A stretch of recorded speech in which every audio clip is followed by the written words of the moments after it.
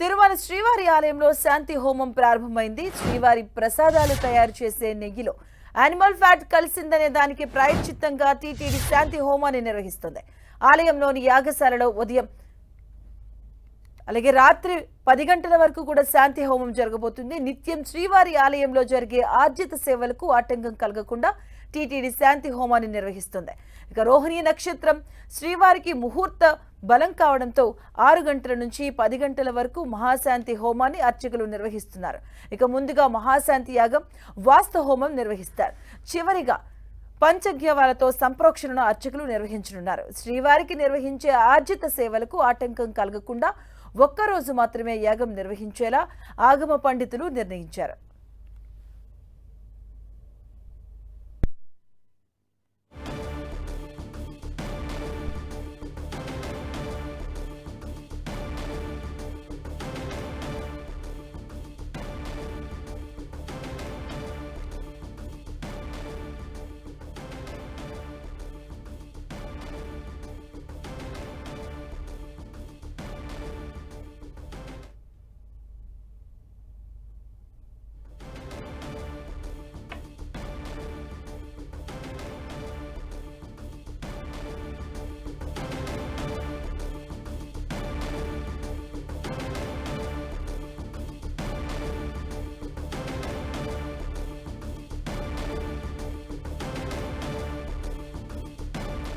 తిరుమల శ్రీవారి ఆలయంలో శాంతి హోమం అయితే ప్రారంభమైనట్టుగా తెలుస్తోంది. శ్రీవారి ప్రసాదాలు తయారు చేసే నెయ్యిలో యానిమల్ ఫ్యాట్ కలిసిందనే దానికి ప్రాయశ్చిత్తంగా టీటీడీ శాంతి హోమాన్ని నిర్వహిస్తుంది. ఆలయంలోని యాగశాలలో ఉదయం 6 గంటల నుంచి రాత్రి 10 గంటల వరకు కూడా ఈ హోమం జరగబోతుంది.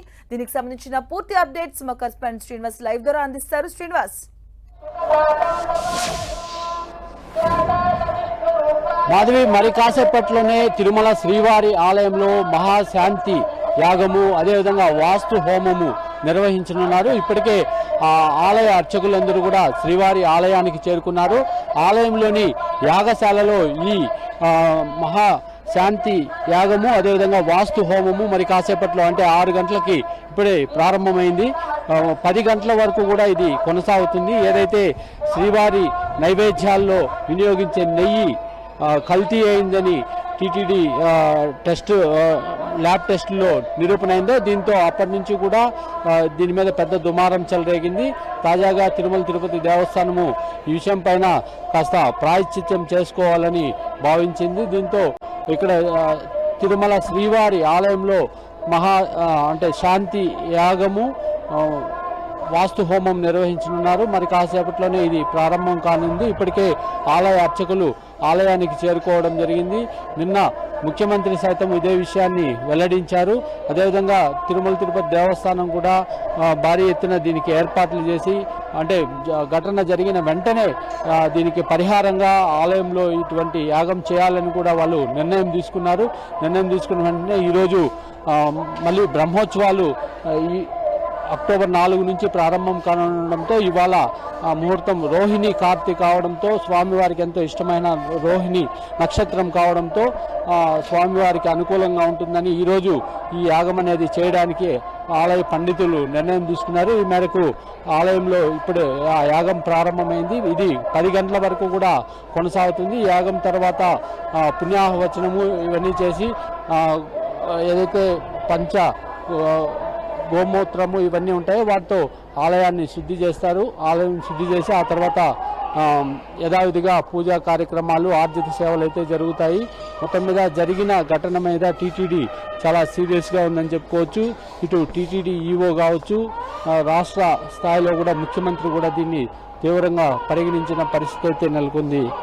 మాధవి, శ్రీనివాస్, అంటే భక్తులు ఆ దర్శనానికి సంబంధించి ఏమైనా ఆటంకాలు తలెత్తున్నాయి? ఎందుకంటే సంప్రోక్షణ చేస్తున్నప్పుడు అంటే మొత్తం శుద్ధి చేసే కార్యక్రమంలో ఏమైనా ఆపడం కానీ, దర్శనాలు ఆపడం కానీ అలాంటి ఏమైనా చేస్తున్నారా?